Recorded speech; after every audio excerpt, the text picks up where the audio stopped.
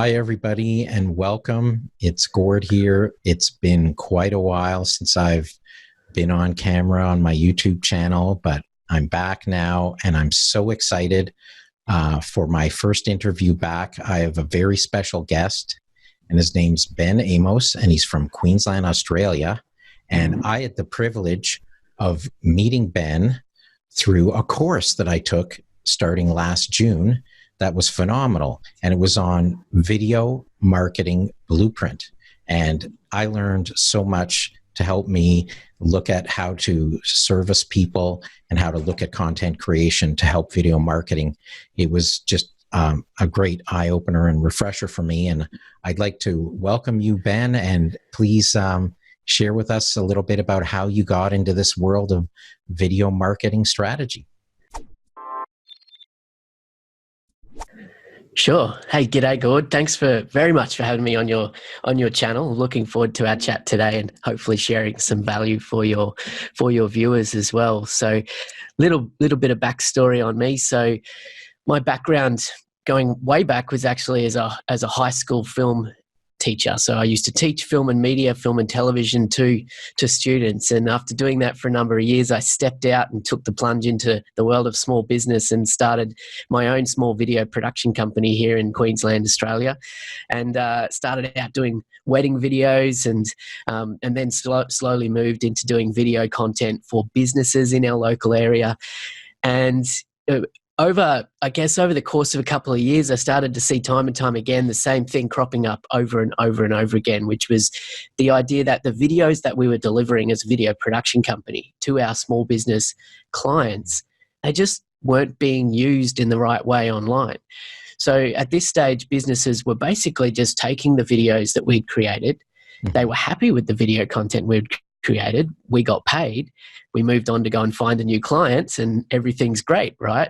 Except we would check back on what they'd actually done with those videos, and usually what they'd done is just stuck them up on YouTube or on the front page of their website. And in one particular case, I really distinctly recall a business spending about $5,000 on a brand video with us. And we created a fantastic video for them, and everyone was happy, like I said. But in that particular case, I checked back 6 months later, and that video had amassed 34 views on YouTube. And that was the only place they had actually used the video. So needless to say, there wasn't a return on investment for that video for that business. And that kind of made me realize that there was something missing. I was failing our clients potentially. So that kicked off for me a journey of about now 6 years of really diving deep into digital marketing, into video marketing, into customer behavior and human behavior to understand how to create and use video strategically to actually get a result. And that's kind of what it's led me today to be focused on sharing that and helping other people do better video more strategically. Okay, that's very cool. What I'm curious, in that evolution, you've also gone to the point that you now have, so you have two companies, is that right? And the most recent one is your Engage Video Marketing, and associated with that is the podcast that you do. So what made you decide to sort of extend that? And it's more of like, it's like Ben getting out there. You're not using the name of your media company, right? In the podcast. Yeah. So the core business that I run is called Innovate Media, and it's a video strategy agency servicing businesses around Queensland, so around our area here in Australia. And that really is, that's my main source of income. And it has been for the last 10 years of growing and building that business. But around about 3 years ago, I was just starting to talk to other people in my network, other video producers like me in my network, about how they were helping their clients actually get results with the videos that they were creating, just talking about the same frustrations that I was feeling. And the conversations kept happening where these other business owners, these other video producers were asking me, how do we do that? We don't actually do that. We want to know how you're doing it with your clients. So I never set out deliberately to kind of become a thought leader in this space, or even kind of move deliberately down the track that I have of starting a separate brand, which is about education and really, video strategy evangelizing, I guess. Yeah. But that's just what's happened because people were asking me to help. And I guess it's the teacher in me as well, that I want to be able to help people understand what I've spent time now learning and understanding and systemizing and building into a process that we do with our clients. And, as an avid podcast listener myself, I thought, hey, I could interview people and talk about this same sort of stuff on a podcast. So I started my podcast, Engage Video Marketing Podcast, nearly 2 years ago. So yeah, it's been an evolution and it's been fun. Well, I greatly enjoy the podcast. I look forward to each new episode. You're bringing on all kinds of interesting people, and you even had my buddy Nick Nimmin on recently, which was kind of cool to hear on your podcast. And I continue to learn a lot from that. And anybody, if you haven't checked it out, you got to go check out Ben's podcast, Engage Video Marketing, and you'll really enjoy it. I guarantee. So Ben, I find that over the years, content creation has changed from the earlier days of video marketing. I guess earlier in the days, the way you serviced your clients, in that the ability for people to produce better quality video sort of in a do-it-yourself kind of fashion has changed and improved. How do you find that quality improvement with more simpler gear has affected the business of doing video marketing as a service for people? Meaning, you can I think to like the DIY types. Like, how are things evolving, and where does the services fit? Like, with what types of people? I often refer to the idea of the democratization of video creation these days. And that is the idea that it's now in the hands of everyone. So when I started my video production company 10 years ago, I got a $30,000 loan, and most of that loan amount went on purchasing the equipment I needed to actually film and produce high definition video content. Now, however, everybody has the ability to produce high quality, even greater than high definition, often 4K quality and beyond, in the pocket of their trousers, or within the little screens on their computers. The ability to produce content is now in the hands of everybody. And what that results in, though, for business owners, for marketers, for people wanting to do video to grow a business, is it often results in overwhelm. So people actually don't take action just because it's easy to do, doesn't mean that people do it. Or alternatively, because it's so easy to do, people give it a go, they give it a crack, and then because there hasn't been a significant strategy in place to even know if they're doing the right videos in the right way, then it just fails to return even on the investment of time that they've invested into that video.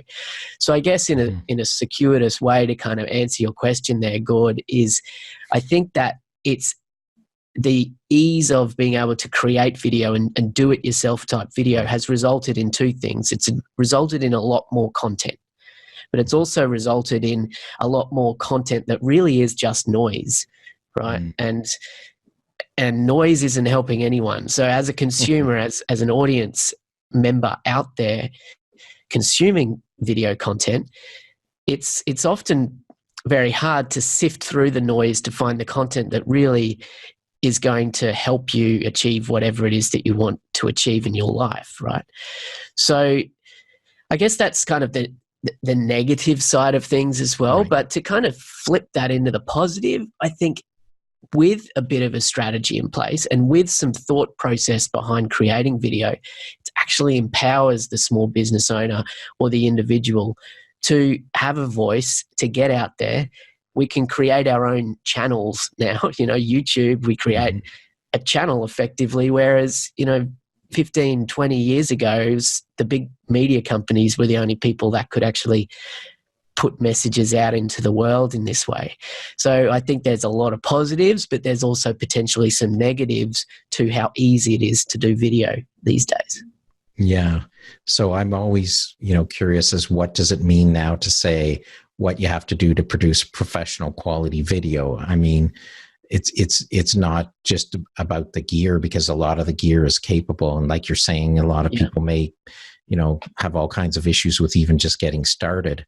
But the playing field has been leveled a lot, but that doesn't, replace the need to get some really good strategic advice on what kind of content to create. And, we're going to dive a little deeper into that in terms of appreciating the customer's journey and video there. But I find it very interesting about the fact that, there are a lot of people that sit there and are afraid to get started because they want to do the perfect thing. So, the perfection thing comes in, but, what's considered professional quality.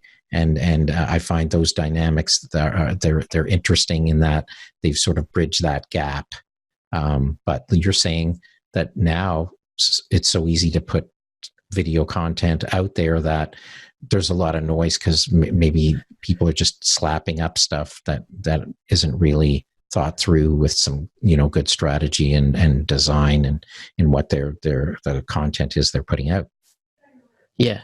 I mean, let's be honest, that the gear is no longer a barrier, and it shouldn't be a barrier, because like we've talked about, anybody can create video content these days, and people who are fearing putting video out there because for practical gear-based reasons, or not being confident that the videos that they can produce will look professional enough, in air quotes, that is a misguided fear, because depending on the type of content, it's more important to focus on the message and who it is that you want to reach with the content. And in many cases, going, say, live, behind the scenes, unscripted, natural, authentic, just from your smartphone through, say, Facebook Live or Instagram Live, or doing a 15-second Instagram story, that doesn't need to be professional content, but you need to know what value you're providing someone who is actually going to watch that. That's where the focus should be. It's not about you as a content creator. It's about who you want your content to reach and how you want to impact those people who it reaches. Yeah, it's interesting how the platforms have evolved with, different kinds of experiences on things like Instagram stories and YouTube stories versus pre-recorded video you may post on YouTube, or going live on Facebook and YouTube and other platforms. I find it so fascinating that there's such a diversity of content that a small business or entrepreneur can produce. And a lot of that they can, produce themselves. So if you were to say, like, there are certain things that, would be good to have for your business that were more like polished and produced, what kind of content would you target for things like that? So, as you know, Gord, the way I focus helping people understand how to use video in different ways online is all about understanding the customer, the audience, the person who you're trying to influence to take some sort of action. And we need to understand that person goes on a journey to actually make a decision to take that action. Right. So in a simple kind of way, and we can break this down as deep as you want, Gord, we can go deeper into some of this, but at its simplest form, that a person goes from a phase of awareness of a need through to a decision to make a purchase or convert in some way. And that's a journey they go on. So when you think of the beginning of that journey, effectively, as a person in your audience, they're effectively a cold audience, right? So they've never heard about you before. They've never seen you. They don't know what you do. They don't know what your mission is and what you even potentially want to communicate to them. So it's at that first point of contact, potentially, in that journey that someone's going to go on to eventually convert or take the action you want them to take. That's where I feel that quality needs to be focused on more so than much further down the line. Okay, so you kind of think of it like your first impressions count. right? Yeah. In human nature, it's the idea of if I was going to meet someone for the first time and I wanted to make a good impression on that person, I would probably dress nicely. I might have a shave that morning or something like that. I would smile. I would tell good stories. I would present my best self, right? Mhm. Based on the situation of the context. That's how it works in human nature. Now, as you kind of get deeper into relationships, someone like, for my wife, for example, who I've been married to for nearly 10 years, I'm certainly not presenting my best self all the time to her, right? Because we've built a relationship and we understand, the conversion's already been made effectively, right, in that situation. But in answer to your question around where should people really focus on quality over just getting something done, Right. I think if anything, you think about what are those first touch points for your brand? How are people coming into your brand or business ecosystem? That's the place where it really is worth focusing on the quality of the production. But as a caveat here, don't let the quality of the production overshadow the message, right? Because the message is the main thing. So does that answer your question, I guess? Yeah, and I think that's part of what I really enjoyed so much about the course was, and I think it's something that, small business people and entrepreneurs may not necessarily think about, that diversity of kinds of content that you can produce through the funnel. And, you talked about the awareness stage here, how important it is to make the good impression and strengthen your message. So that's why I'm saying I believe, that the quality of the content in terms of knowing what the purpose is of each video and sort of where it fits in the puzzle, that, gives a whole shape to the video marketing strategy. And it's so important. And I think that's where people can benefit greatly from having that video strategic advising to help them, produce, good content that's going to help them grow their business. And that's why I really like the way you package that all together. and it was very powerful in the course, the way you delivered that. So I just wanted to say thank you again for that. And thank you, Gord. Yeah. What do you find are the toughest challenges for the for small business to get going with video? Like what is the big resistance? I mean, a lot of people say, I need to get into this because if I don't, I'm going to fall behind, which is kind of an odd way of looking at it. What are the key stumbling blocks?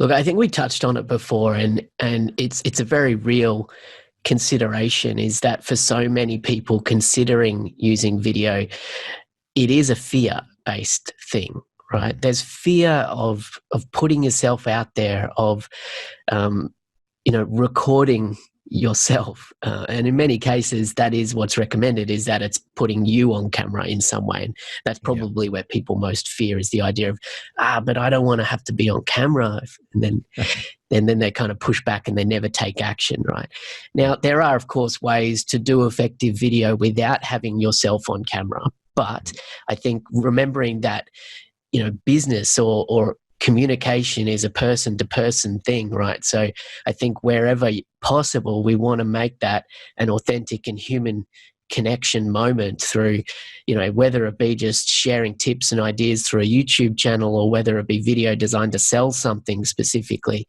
Right. It's always more effective if there's a human face. So I guess there is that fear, right? There's that fear of putting yourself out there. And I mean, there's no easy answer to just say, just get over that fear, right? But there is ways that you can get more confident and get over that fear over time. And I think you would probably feel yourself, Gord, is the first video you probably created, you're probably really nervous, but more and more as you kind of do it, it becomes less of a concern. And like I mentioned before, I think the key thing to have in the back of your mind is it's not about you.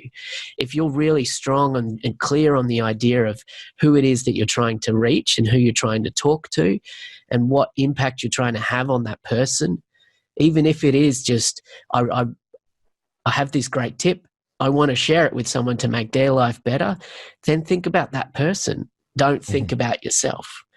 And it's a mindset shift, and it's something you practice over time. But if you constantly just rely on the fear to hold you back, then you'll never take action. And yeah, I mean, you will get left behind. I think that's absolutely true. Yeah, I think that fear of being left behind is something that plays in a lot of people, but they also get stuck for another reason I find, which is interesting. A lot of people say, well, they look at video production as it's going to be this like super expensive thing, whether it's their own gear or hiring resources outside to do some video marketing work. And, everyone wants to know, well, how do I know what my ROI is going to be on this effort? So how do you address and respond to that? Because, I mean, there's a whole buyer's journey. It's not about doing one video to get your ROI. There must be a variety of ways that we can measure this to help people feel that their time and money investment makes sense. Absolutely. And it's critical to identify what the goal is for any given piece of video content. And when you're really clear on what the goal is, then you can determine how you're going to measure the effectiveness of that piece of content in actually achieving that goal. So, at its simplest form, it's the idea of, what do I want someone to do, think, or feel after watching this piece of content? And by asking yourself that and getting clear on an answer, then it provides clarity on production as well. So what this video needs to have in it, what content needs to be in there and how you're going to create the video. But importantly, you can measure whether or not it's effective at doing what you intended it to do. And that idea of do, think, or feel, I think is a nice framework to wrap it around, because basically, if the goal of the video is to get someone to think about something differently, that kind of video tends to be, more educational or inspirational. So you're going to approach that differently than if the video is intended to get someone to do something, to take an action, like click that buy button or go and download this thing or whatever. So you're going to approach these things differently. But again, just reminding you that it's about what action or what impact you want to have on the person at the other end of that video, the person who's watching that video. So I think that's probably the way that people can start to think less about themselves and what am I going to do in this video, and what should my script be, and where should I film it, and what should I say, all of those questions that people get stuck on. I think if you just want to think, what's the goal, what outcome do I want from this? And it might not be a business goal, it might not be they're going to buy my thing, because you said it before, Gord, there is a journey that people go on to buy, and the value in having video all along that journey, even prior to video that's designed to make the sale, is very important. Yeah, so even if you were measuring your ROI based on conversions at that point in the cycle of the journey, that's fine. You can measure conversion and stuff like that, but it's also overlooking the fact that there were other videos in other stages of the journey that were also important, that weren't measurable exactly by the dollar return at that point in time, right? So I think it's important for people to realize that it's an overall strategy they should be thinking about, and have, like you said, every video has a purpose, right? Absolutely. I think it was Gary Vee talks about the idea of what's the ROI of your mother, you don't consider that. You don't think about that. You just know she's important to me. And it's kind of like that when it comes to certain video content within your entire strategy, is the idea of, I understand the value that this is providing to my ideal audience, and by providing value to my ideal audience without trying to sell to them, and doing that consistently, and leading with value and putting your audience first, then when it comes time to sell and then measure the dollar value ROI of your video strategy, it becomes a much easier kind of process to undertake. But if you don't do that kind of hard to measure not direct ROI kind of content within a full strategy, then you're making it much harder to sell when it's time to sell. Mm-hmm. That makes perfect sense.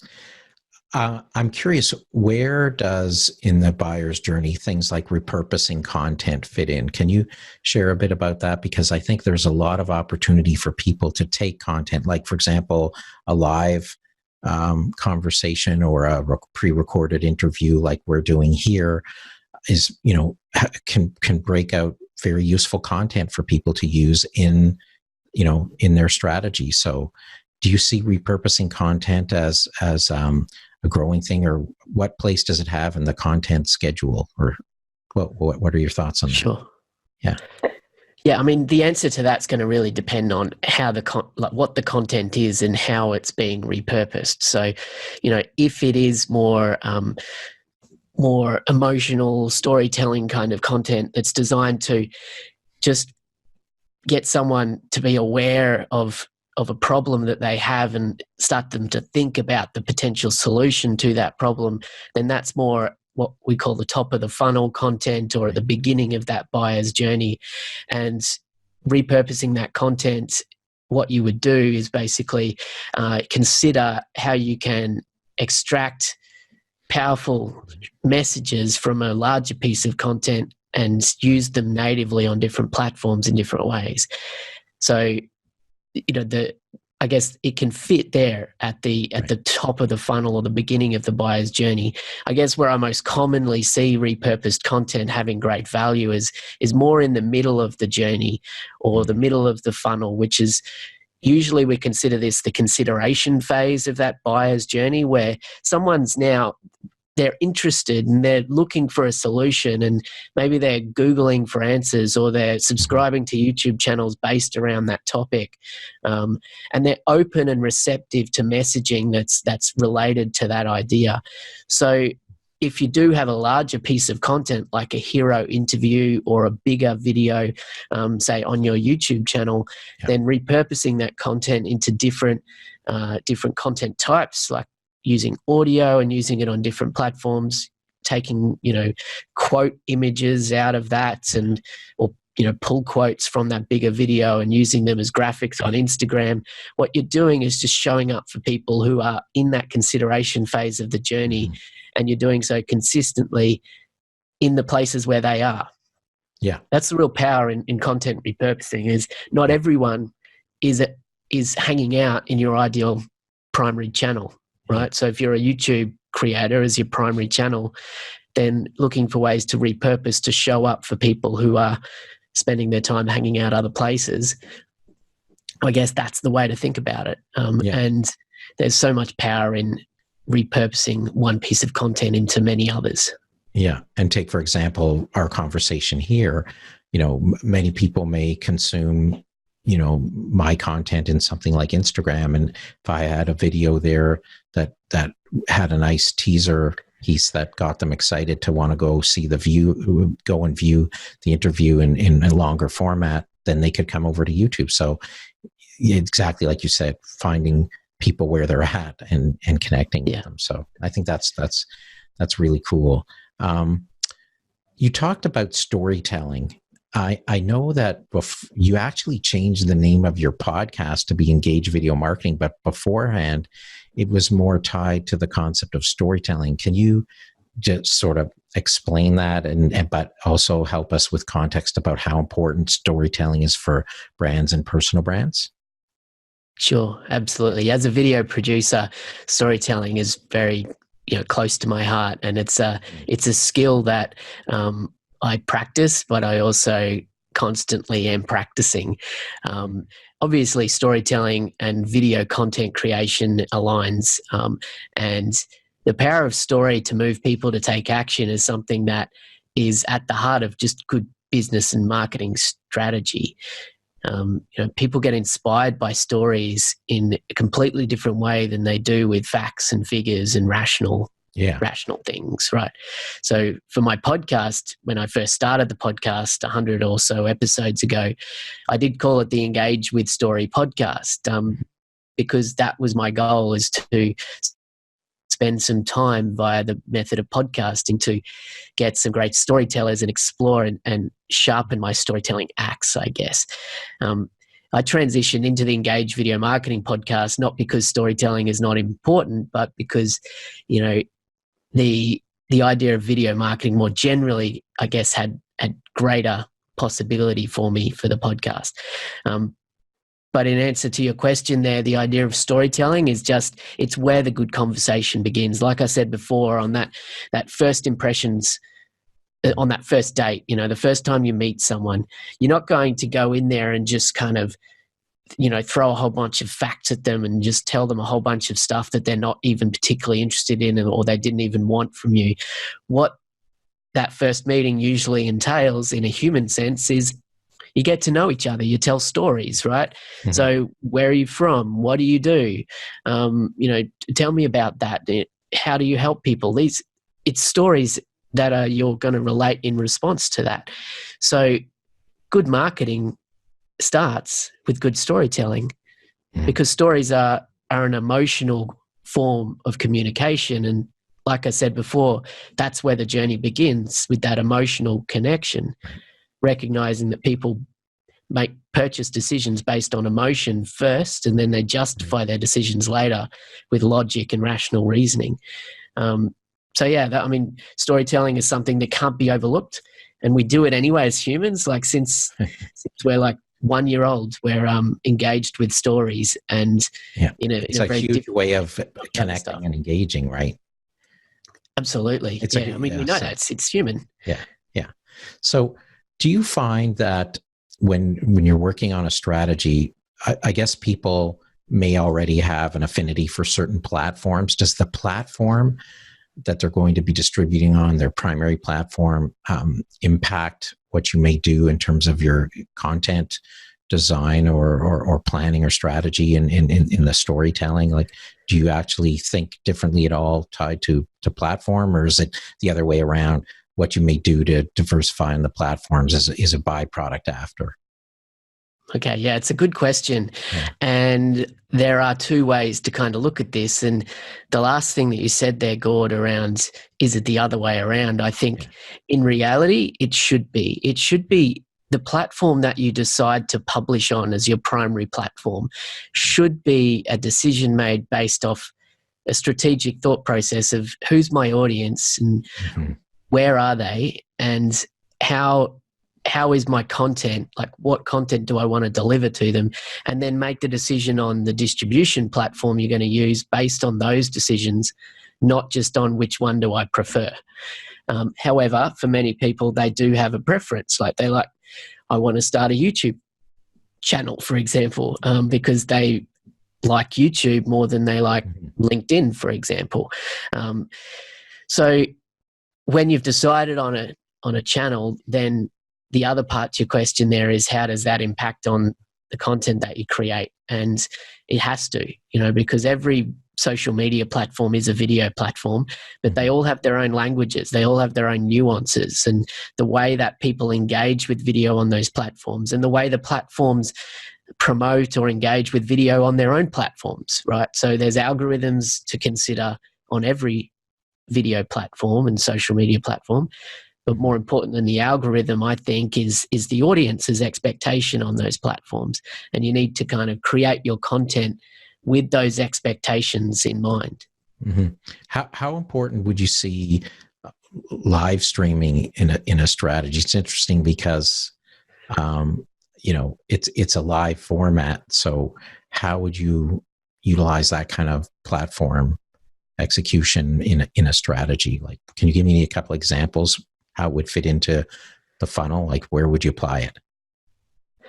Yeah, so live can be used effectively anywhere across that customer journey, and it's just how you do your live stream that I guess would change based on what the intended outcome of that live stream is.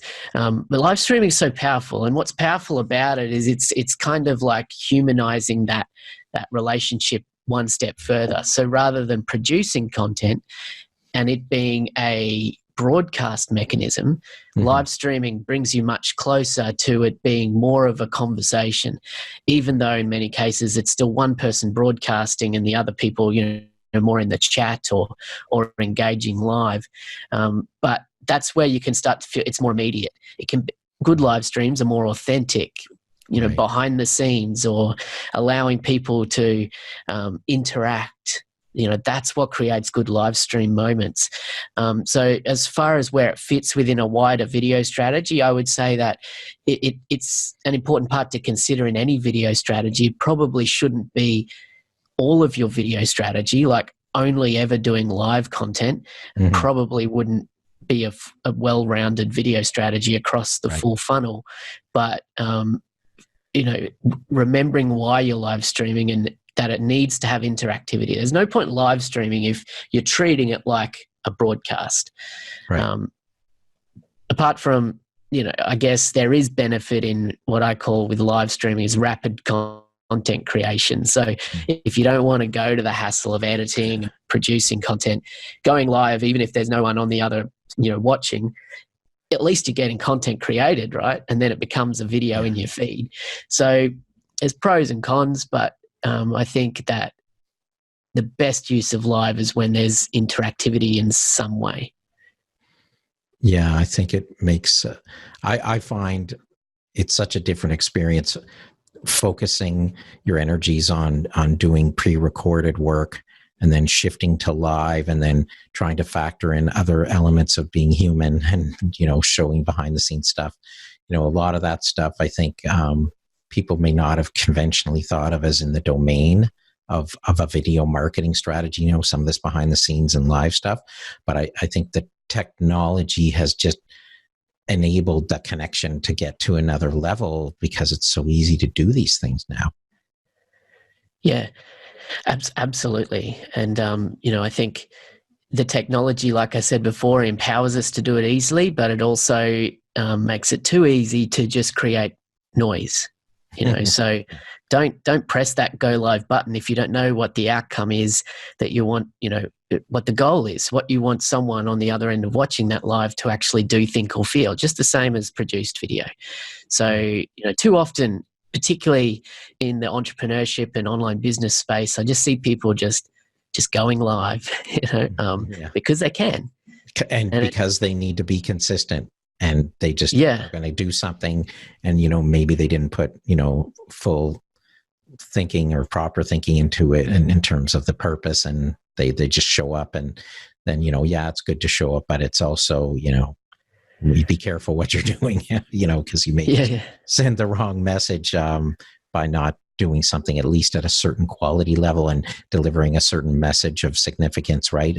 You're wasting people's time. And I guess that's an interesting thing to appreciate at the same time, right? Yeah. Even if it's just 2 or 3 dot points that you want to communicate to someone, to transfer an idea from you to them, you need to know, what the outcome is, even if it is as simple as I just want to share this one tip, and then job's done, right? So at least you got a purpose for going live, for pressing that button. Yeah.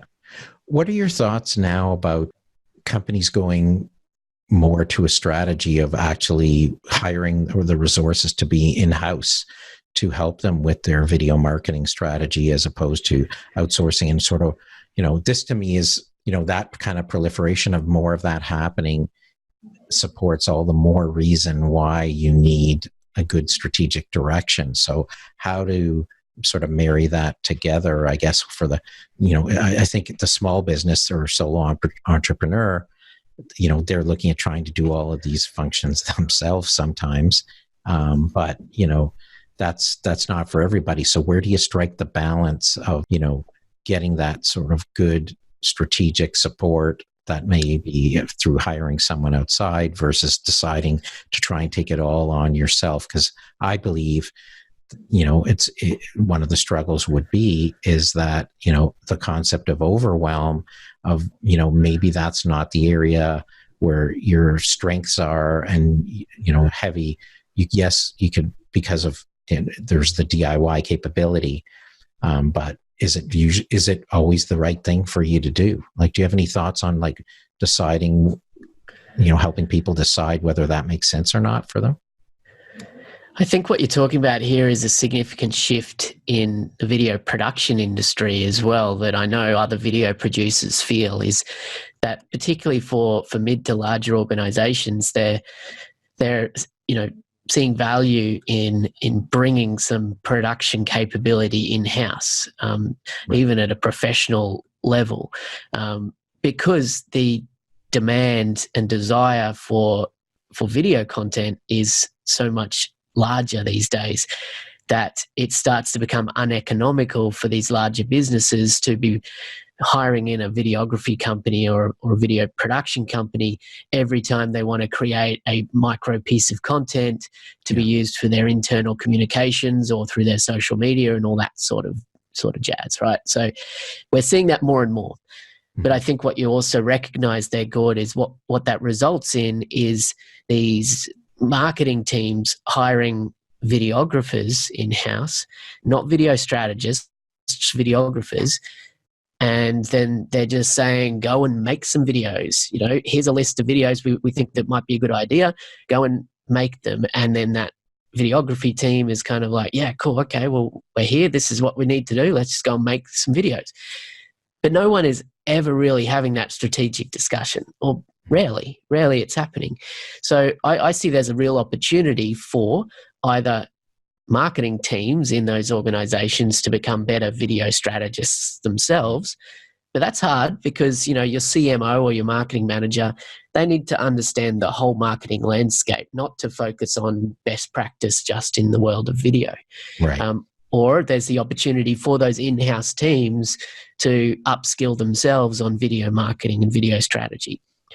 Or the real opportunity that I see, particularly for students of my online video strategy blueprint course, is the ability to kind of come into those organizations and act as basically a video strategy consultant, or to train people on video strategy in those sorts of situations. So I think that's a real opportunity. I think we'll start to see that more and more.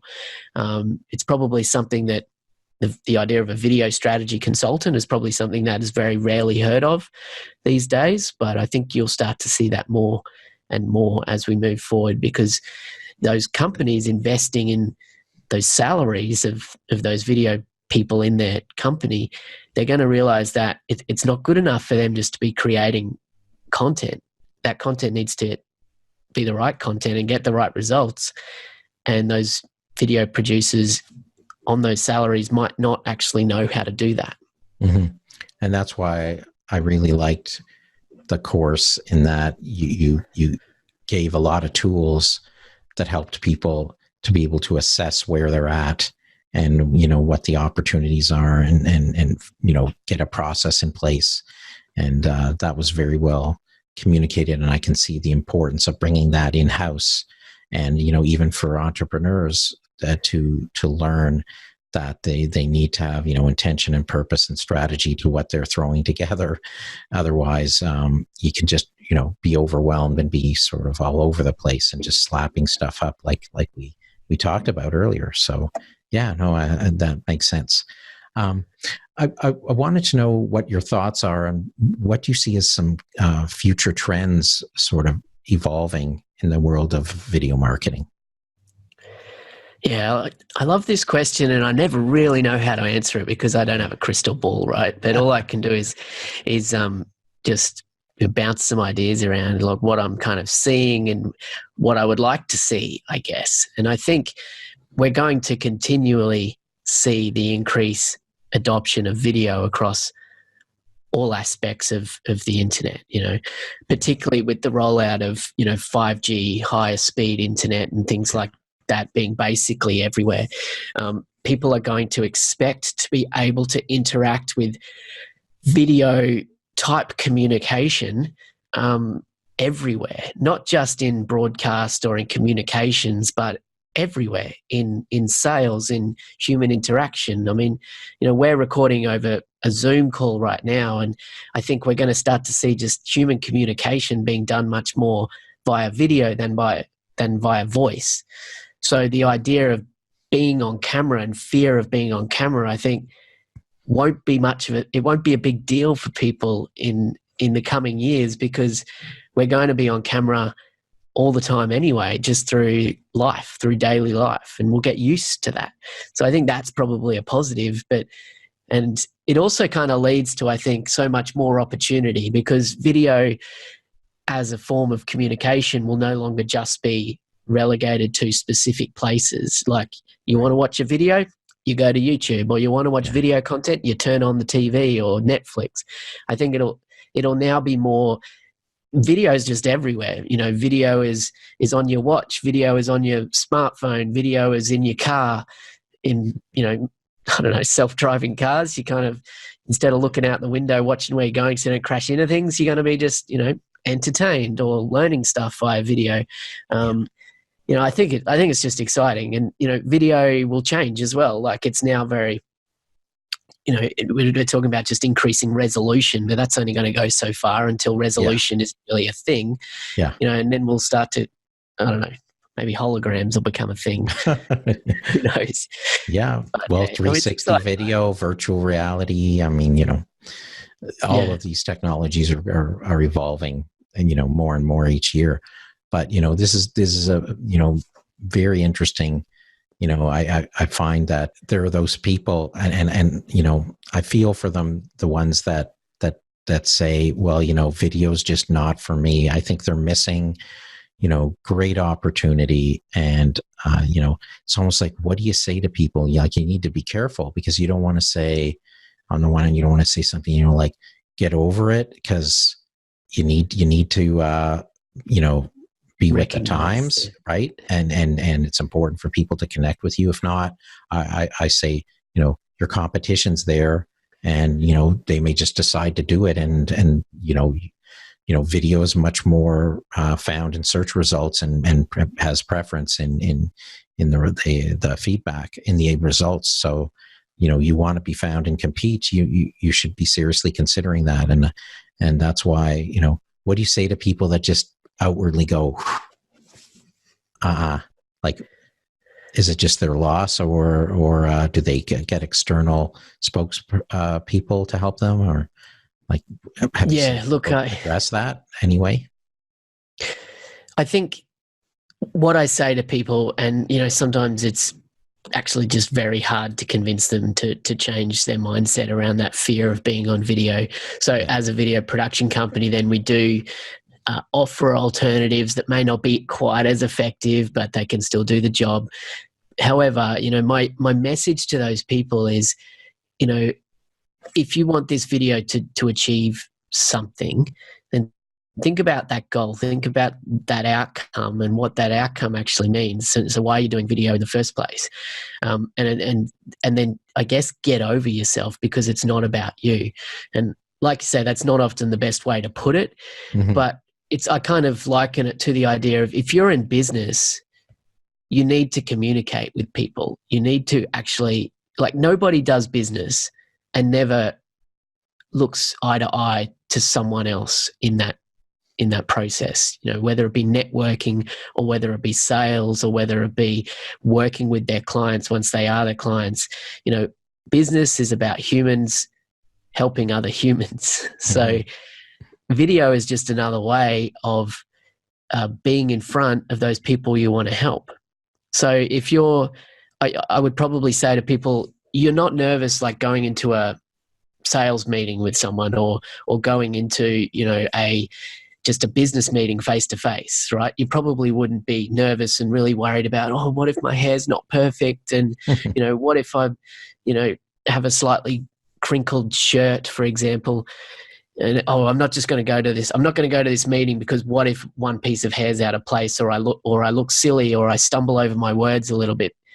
These are the fears that hold people back from video, but it doesn't hold us back from just human interaction. So it just need to think of it as the same way. Video is you talking to someone who you want to help. So it's not about you, like I said before. Yeah. Cool. Well, thanks for that answer. That was great. So, Ben, wow, we've had such a packed hour of points in here that great nuggets for people to take away, and I greatly appreciate that. And why don't you share with everyone as part of wrapping up here, what's next for Ben? I hear you're producing a book. Is that true? It's a work in progress. I'm hoping by the end of 2020 that will be a real thing. So yeah, look out for that, but don't hold your breath just yet. But really for me, it's about continuing to reach and help people in this area that I'm so passionate about of video strategy. And in 2020, my plans are to continue to help video producers as I do through the online video strategy blueprint course, and help more video producers through that same process.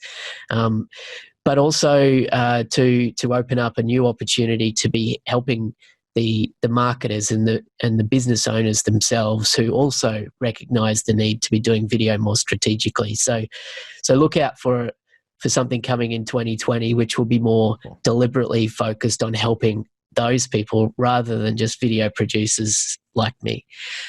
So that's kind of my immediate goals and plans, but it's also just keep doing what I'm doing and showing up for people and helping them where I can. So I look forward to 2020 and seeing what happens in this next decade. Oh, that's awesome. So for those that are curious about your course, how often do you put it on during the year? Like, what is there a cycle to it? And can you just share? Yeah, so as of the time of this recording, we've just closed doors to the online video strategy blueprint course. We're closing doors today, in fact. So when this is out, you will be able to get on the wait list for the next opening of the online video strategy blueprint course at onlinevideostrategyblueprint.com, if that's the kind of thing that makes sense for you, if you're a video producer or content creator helping other businesses do better video, and you want to learn about strategy in that way. But probably the best place for people to jump on into and learn a bit more from me is if they go to engagevideomarketing.com, and on the front page there they'll see a free mini course called Foundations, which is a great way for people to jump in just to get the top level understanding of video strategy for business. And that's absolutely free. You can jump on in there and check it out. I'm sure, Gord, you'll leave the links somewhere for people to do that. Absolutely. And let's not forget the regular podcast that you of course deliver such awesome content on regularly, and have some great guests. And I'm grateful for that too as well. And thank you so much, Ben, for being a guest today. And I greatly appreciate the value brought to my community. And thanks, and have a great evening. Thanks, Gord. This has been a lot of fun. Cheers.